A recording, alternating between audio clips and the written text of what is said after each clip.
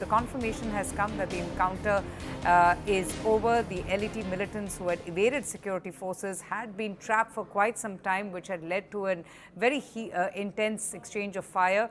But the latest coming in right now is that those two terrorists have been killed.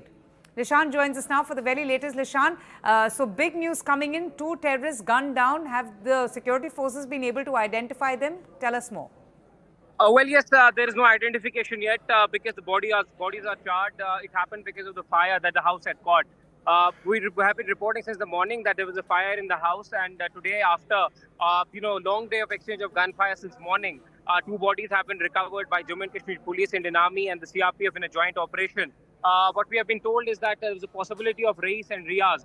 Both of them are wanted militants by the J&K police and security agencies in Jammu and Kashmir because Riaz was operational for almost 8 years and he has been alleged for being instrumental in targeting and carrying out and planning and executing attacks on security forces and also civilians. Further details we're waiting for the police to share, but as of now, we have been told by police that two of them have been killed. The bodies have been retrieved. The top officer who we spoke with told the CNN News 18 that yes, the bodies have been retrieved and the encounter has stopped, but the clearance operation is going on, and once the bodies will be identified shortly and the details will follow. But it's a success for the forces because there hasn't been much collateral damage in terms of security forces being injured or anybody losing their lives. It's a clean operation by J&K Police, CRPF, and the Indian Army. This operation has also taken place when now at the end of this month we will have Amarnath Yatra, which has already seen threats from these outfits. So the police says that they are trying to ensure that there is a peaceful yatra that takes place like we have seen before, this yatra. But yes, always there has been a threat issued by these outfits, and the killing of these two militants would mean that this will bring, a bit of relief and the peace in those areas where they could be operational, where they could be planning to try to execute these attacks. Their identity is important. One has to wait and see that what kind of attacks they were involved in the past and whether they were planning any kind of attack on the security forces or any civilians in the area.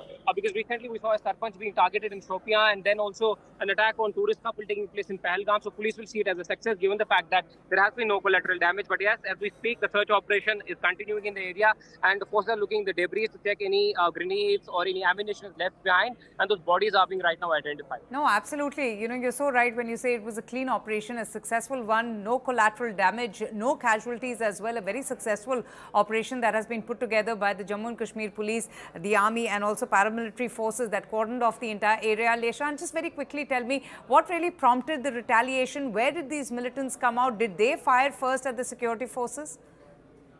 Yes, on receiving input about presence of these militants, it was J&K Police and the Indian Army which initially launched an operation in this locality.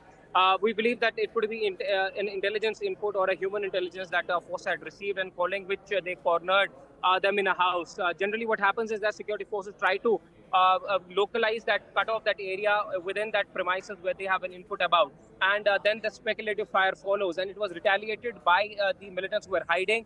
Though we are also told that their families were brought in to appeal them to surrender, because security forces generally try to make the militants surrender so that their lives would be saved, and then they go for further, operation. But yes, they did not lay down their weapons. They fired at the security forces.